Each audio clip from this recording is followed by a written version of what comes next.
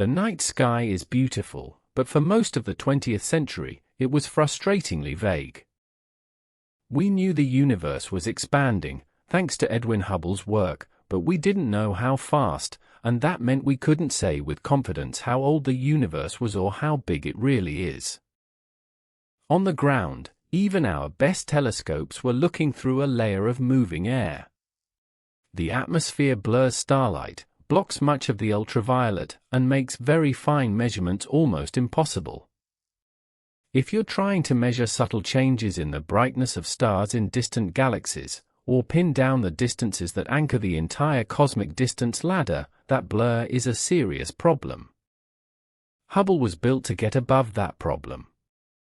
Put a telescope in orbit, above the air, and suddenly you can see individual stars in other galaxies with far better clarity. You can measure standard candles like Cepheid variables precisely, tighten up the distance scale, and from that, refine the Hubble constant, the expansion rate of the universe, and the timeline of cosmic history.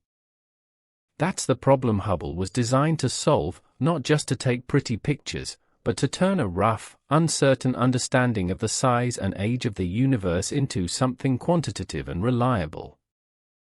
The later story, how astronauts saved Hubble when its mirror turned out to be flawed, is really the second act. The first act is why it was built at all, to answer, with numbers rather than guesses, how big our universe is and how long it's been expanding.